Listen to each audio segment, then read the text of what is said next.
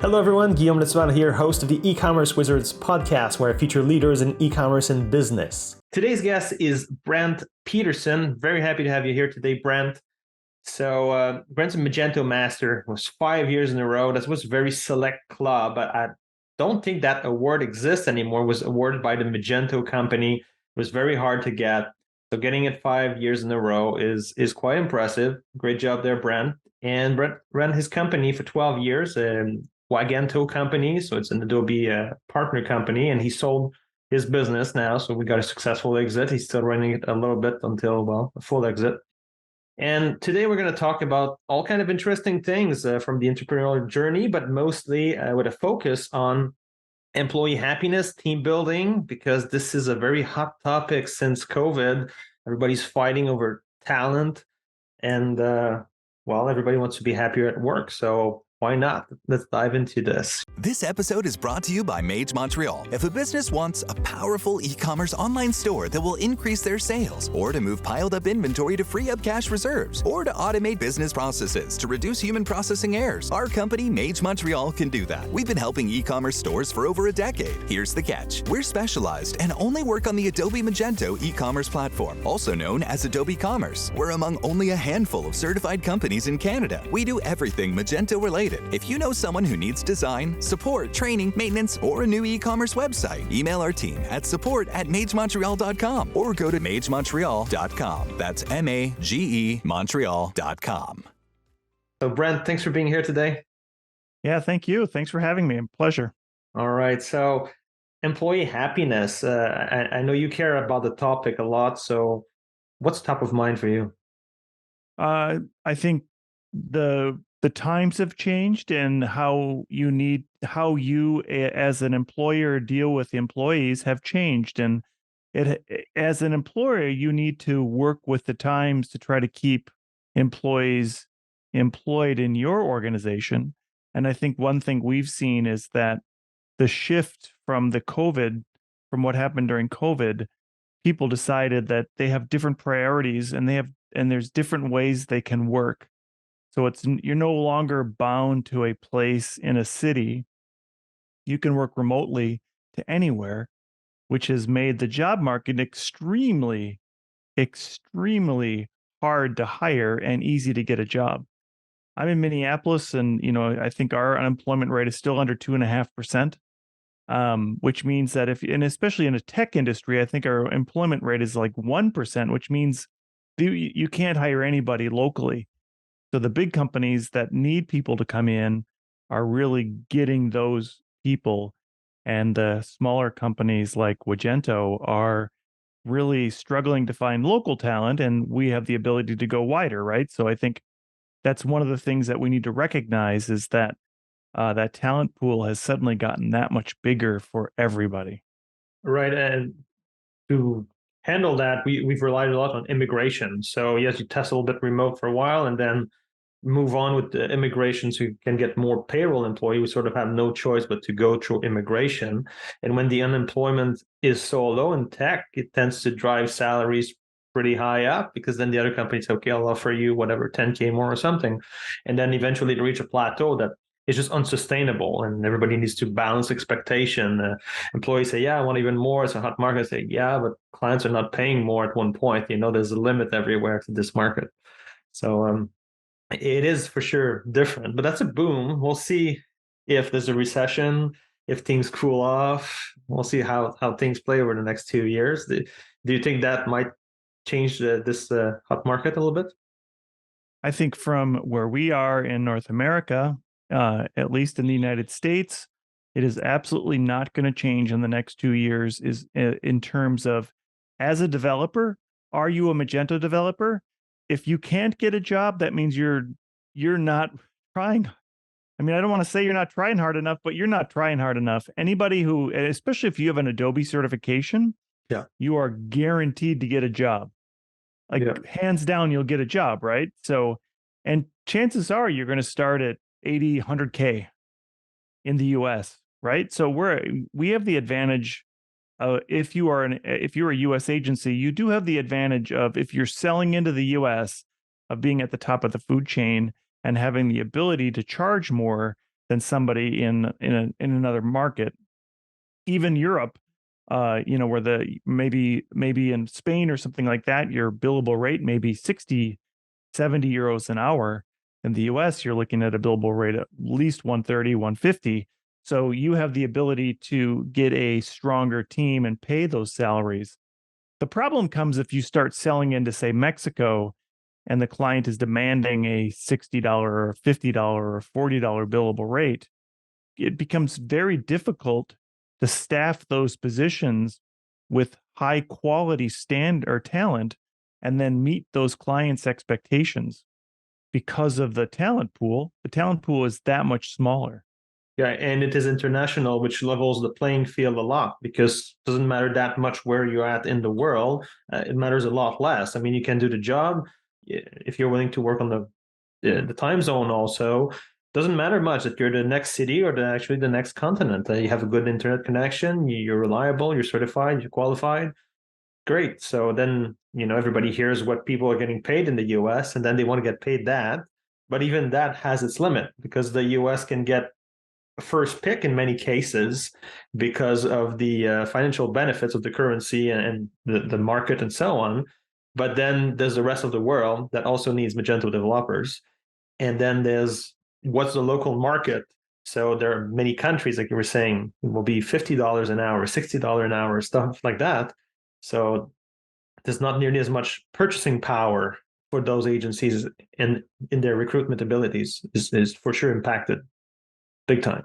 Yeah, so I think we get a little off track. We were talking about employee happiness. And Right, we're talking about but it's markets. Part of it. Correct. Yeah, exactly. Anyway, it's part of it. It's the whole employee thing going right. on. So I think that go back to the topic was that we've seen a shift in the way employees expect to be treated, and they are able to move around anywhere they want.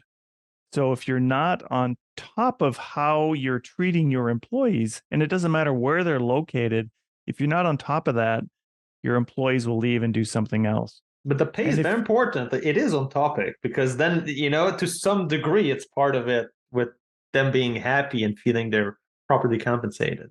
Absolutely. And I think if you get trapped as a business owner thinking that this recession is right around the corner, I'm not going to hire anybody, or I'm going to wait and hire somebody cheaper, it may never happen. I think what we've seen is maybe the larger companies like Amazon and Microsoft and, BigCommerce, Shopify, they're laying people off, but those people are getting jobs quicker than anybody else could possibly go after them.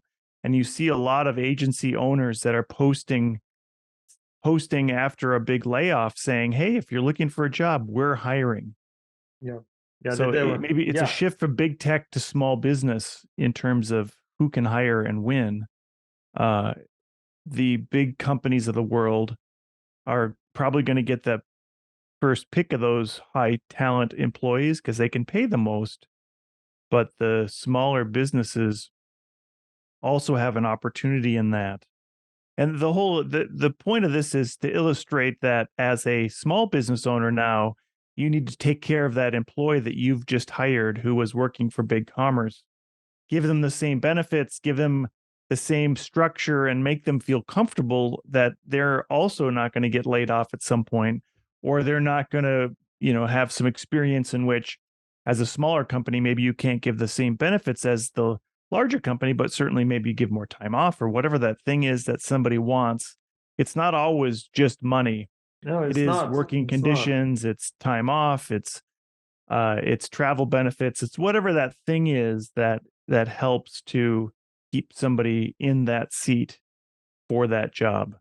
Do you see some new, more universal requests, other than, of course, they all want to work from home? I don't think. I think that somebody wants the tools, like they want a computer to use, right? So certainly, if a lot of people will ask for a company computer, where you would just get one if you went to the office, and some expectations around remote work is just use your own computer. Other than that, I don't see anything that's much different than how you work in a regular office. And we at Wagento, we traditionally always had a semi-remote culture where we had an office in Yeah. certain countries, but we all connected, via Slack or something like that to make sure we're maintaining a constant culture. Yeah, we always had the same, so it's not that big of a deal. We were already like 2 or 3 days a week remote, going to the office more for team morale and team bonding, and then just go in full remote. So okay, whatever. Doesn't change that much. Just change a little bit, but doesn't change that much.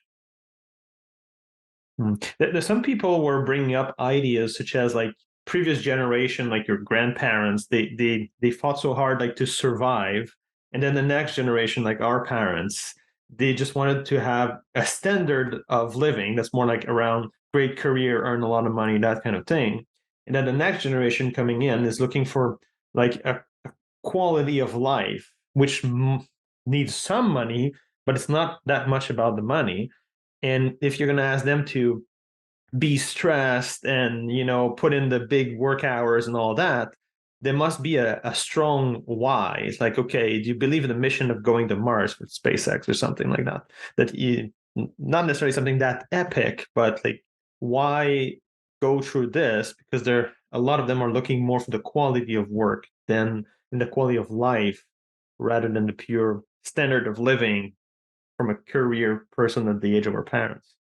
Yeah, I think that's a big deal that we've seen in they call it the great resignation, is that people are deciding that they want to sort of live their lives the way they would like to live it rather than the way the company dictates to them that they should live it. And I think we saw that in a lot of the way big companies were behaving early on, saying, as soon as the pandemic ended, you have to come back to work. Uh, where I think it's going to be more of a hybrid approach now, where it's been proven that people can be just as productive. In fact, I have a friend who was told he has to come back to work 3 days a week. So now he doesn't punch a time clock, but he does have to, account for his hours. And so he has said, well, fine, then my commute time is part of my hours. So he starts his clock when he leaves home and goes to the office and then leaves to make sure that his 8 hours includes his commute, which would have never worked before. We would have never thought that that commute should be part of our day. And I was in New York for NRF this couple weeks ago, and I spoke with a person from Toronto who said that pre-COVID, his commute was an hour and a half a day. Which, if you think about it, that's a lot of time that you're spending You just wasted in your car. one work day by the end of the week, just commuting. And it's a question of negotiation power and just past history. Because if you think of a consultant going to see a client at the client's office, you may or you may not, depending on your negotiation, charge all your travel time or a part of it or whatever. So that employees never ever got paid to go to the office is more of a cultural thing. And now the negotiation power is sort of changing, and like, okay, well, maybe it can be part of it if you come to the office, maybe not. Everything's a negotiation there, whatever they both agree on. Yeah, absolutely true. And the bottom line is that if you don't have a happy team, if they're not happy and satisfied with what they're doing, they're not going to treat your clients as well as they should treat your clients. Agreed. If you skimp on your employees, you are going to skimp on your clients. If you treat your employees like transactions and you're a bottom line company where, all you're trying to do is cut costs and everything gets cut, then your clients are the ones that are going to suffer, not your employees are going to leave. And we know in the Magento/Adobe Commerce world that getting somebody back, if you have that 12-person people that are specialized or that have that certification to be specialized, and suddenly you lose half of them, man, it's going to be a lot of work to get back to the point in which you have all those certifications to be specialized.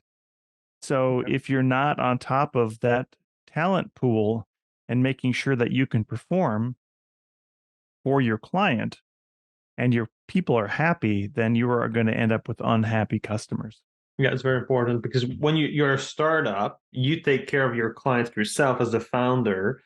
But then as you grow, eventually you may meet a few clients here and there, but it's somebody else taking care of your clients. So that person must be, of course, first of all, the right person, right seat, and that will take care of your client. But it's a chain. It starts with you taking care of them, and then they take care of your clients. That's all part of it.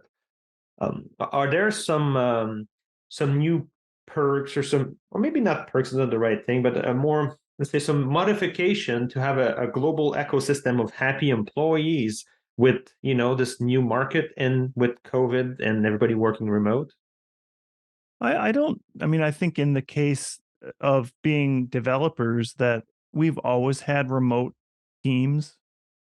And so the challenge comes if you have a team in a country, how do you get that team all on the same page with you? And if they're all dispersed in that country, how is there some glue that helps to communicate that culture to all the team members? Right. So we had a team in India. They're all in the same office. They're all in the same city. It was easier to have a common culture because everybody was associated with each other in that office. As soon as COVID happened, the office closed, and then we dispersed across the entire country. It became more difficult to build a cohesive team, especially if there's not a leader in that region to help build that team. Right. Yeah, you can have significant cultural differences. Experience that as well in some cases. Yeah, agreed with you on that. Anything else that you've observed that changed in terms of perhaps how the ecosystem should work for the employee happiness? I think that employee happiness remains that you just keep employees happy, and that what has changed is that employers oftentimes have not changed their attitude towards employees. Okay. So employees have changed, and we've already discussed that they would like to have different benefits as part of that, right? Yeah, It's not always money, it's other things too. it is. Um, that if you don't adjust with that changing demographic of how your employees are changing, you and as the employer will get left behind. There's no Yeah. doubt that you as the employer will lose the best talent that you've had because you are not keeping up with the times.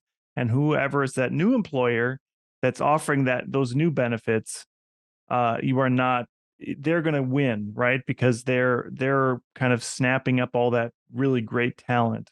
Right. But all those benefits, they have to align all together into like a coherent synergy that sort of reinforce something. Like, what are you trying? It's not just like random benefits. Oh, I heard that this other company is giving this random benefit and just throw it in the mix. Like, okay, but how does that work as a whole? So, for example, in our case, without going through the whole list, but there are some like time to study for certification, and the certification test always covered by the company regardless if you pass or you fail, so we encourage people to develop themselves. So we want to hire people who care about that, because some people might not care about that benefit, but right away we have a value fit problem with that candidate. Might be a temporary freelancer for some hands-on help, but that's not somebody we want part of the core team. We want people always in the personal development mode and continuous improvement mode. Same thing, since developers are worldwide everywhere, we do ask a minimum English level with the Cambridge test, but there's also a group English lesson every week they can go to if they want. And it's like you're investing in yourself to be a higher level professional who communicates better, works better, and you become more valuable, because you add more value to whoever you're working with. Yeah, no, that's definitely true. All of those points. The these I think for developers, especially, that is a contention point with many employers. Do you give space for those developers to study on work time if they're trying to get that certification? My belief is yes, you should give them whatever 10 or 20% of their week to study, and then hold them accountable that they Yeah. have 3 months to study and then take that test.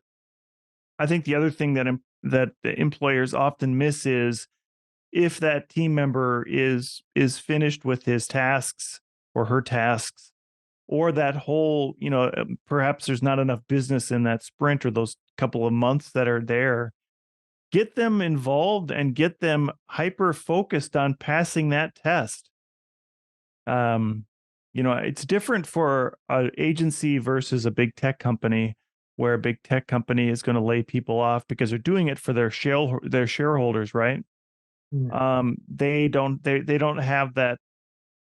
Then they also have a larger pool of knowledge that can move forward. If you're a smaller team, and you lose that knowledge pool, it's harder to get going, and it's harder to regain that. And going back to that Adobe specialization, if you have all that talent to become specialized, but you lose even one person, it's going to be harder to then get recertified, because you not only have to have your team, but you have to have your 3 customer case studies that sign off on your specialization. Or if you're renewing, you have to have 2 of them. But if you don't have the team, you have to wait for the team to even get that customer sign off. You can see how it can really spiral into a place where it's difficult to recover. You're basically starting over. Correct. And as a small business, do you have redundancy of knowledge and skill in every single area, from design to front end to integration and to, back end and everything else, so DevOps and so on. So sometimes 2-person can make a big difference, can set you back quite some time before you get back there on track. Absolutely. Are there any kind of like misconception perhaps that you see maybe on the employee side? They arrive maybe to a job interview, you hired so many people, as like, okay, maybe we need to modify those expectations and just like have a dialogue here. Misconceptions from the employees? Yes. Question? Yes. Yeah, there's always going to be misconceptions from your employees, just like there's always misconceptions from your clients. In project management, the missed expectations from clients is a huge thing that drives negative client satisfaction in your business and in your projects, right? If your project manager isn't on top of that communication point, making sure that the client understands what is being delivered, what can't be delivered, all those things around that project, you have a person that's focused entirely on delivering a project, then you might have a customer service person who's focused entirely on making that client happy. There's nobody that really does that for the employee except for HR. And if HR is overwhelmed or doesn't have enough time to make sure that every employee has those same expectations, then eventually you're going to have unhappy employees and they're going to leave. And did you notice, which is very good, like in the general concept, and is there any like specific things that you might have observed since that changed? Like, okay, now everybody works from home, there's new benefits, there's the market. For example, one that I've seen is like, yeah, I've heard some guy in the US getting, I don't know, $175,000 USD for this kind of position. And then like, okay, we're going to have to work a little bit on those expectations. That's on the easy side of salary. Say, okay, cost of life, even though it's international, there's some averaging happening. There's still like, where is the country of the company hiring you, as was discussed before, does impact how much that company can pay. So that's one example of like mass globalization happening. Is there anything else that sort of specific things that perhaps you had to readjust employees' expectation, maybe in the interview process or as the transition was happening? No, I mean, I think that we at Wagento had a great culture prior to the purchase, and that melting those 2 teams together was the most difficult part, where you had one team that was used to one way and another team that was used to the other way. Getting both teams on board with saying we are a team rather than we are this team and this team is really the hardest part about a purchase or a merger. Okay, so you had a merger before. Was it the U.S. company and the LATAM company? No, we were purchased by another U.S. company. Okay, that in that sense. Okay, I was wondering if you had lived this before your exit. Okay, Nope. No, so you're talking about the current sale merging into the other company. Okay, their culture, your culture. Anything that can be said about this more specifically, like any kind of adjustment that you can talk about? Yeah, I mean, we talked about communications and how you just need to communicate a lot with your employees to make sure that they know what's happening. You're transparent about things, all the same things that a client would want from you You give it to an employee. you everything that you would want to deliver to a client to make sure your client is happy, you'd want to deliver to your employee. I think it's good. It's a good mindset. I like that. Um, okay. Anything else on this topic in general? No, good. Good. Okay. I think we've covered pretty much. Perhaps one more thing comes to mind. It was that great resignation everybody was talking about. Did you live it? Did I live it? What do you mean? Did we have Did you people have leave? like a turnover, Oh, like absolutely. Yeah. an Lots increase of in turnover from just COVID period? Yeah, during COVID, it was definitely a hard period in which a lot of people left for a variety of reasons, but mainly because they can get a job somewhere else, and like I said, that it's a competitive job market, and maybe Minneapolis doesn't pay as much as New York, but if you can get a New York job and get paid New York wages and live in Minneapolis, then It's it's cool for even you. better, right? Yeah, yeah. But eventually New York is full, and then the other states get the rest of the market right there. Yeah, we had it as well. We lost no one from the all the hires prior to COVID, so we still have all that staff. We're going to celebrate the 10-year anniversary at the end of this week with one of our employees there. So that's pretty cool. But during COVID, those hired during COVID, we had a hard time. For us in that case, the lesson learned was that, of course, it was very rapid growth, but we were hiring qualified people. Like, okay, you got your certification, seemed like a nice guy, and we check our own values, their value. Okay, they seem to get like, okay, you get 3 checks out of 7. All right, you seem like a nice guy, and you're certified. Come over, and we have a lot of work. All right, but then what I've learned from another CEO is like value is not something you can compromise on and get 3 checks out of 7. Maybe you need to clean up your list of 7 if you have to reduce it. And there's no compromise on this. You got to check at every one of those, or you're not compatible with that specific company because then it's going to clash them. So that was the main thing that I guess happened there. And this is I feel it's over, that great resignation thing. I don't know what you feel or what you're living on your side. Yeah, I mean, I think that we've gone to normality now. Yeah, Like I it would is agree what with it that. is nowadays. So I don't know if it's over or not, but Yeah, it's yeah, stabilized for sure. yeah. I hear you using a lot of EOS words, entrepreneurial operating system. You said right person, Yeah. right seat. So Yes. all right, You're I can get it. So People Analyzer is a great tool. Get it, want it, has the capacity. I mean, there's so many great tools in the EOS toolbox that you can utilize to make sure that you have a great running company. And that's a whole nother topic that we could go into. totally agree with EOS is awesome. Love it. It's Yeah, like, Minnesota has 30 EOS, or Minneapolis has 30 EOS implementers out of the 400 in the whole world. wow, okay. Very popular there. Yeah. So it's everybody it's every street corner has an EOS person. Well, it's very useful because when you start a business, you go with your intuition and so on, but to have an operating system to follow, it does structure thing, and then you start to reap benefits pretty quickly. Like a year and a half of implementation and quite a change. Pretty great from the entrepreneur. All right. Any last thought that you'd like to share to wrap this up? Sure. I sit on the board in Minnesota for EO Entrepreneurial Organization Minnesota. Are you in Toronto? What city are you in? Montreal. Montreal. So there's an EO Montreal. I would encourage you to reach out to EO Montreal and see about their community. It's a great organization to join. You would get involved and can talk to other entrepreneurs that are sometimes going through similar journeys of you.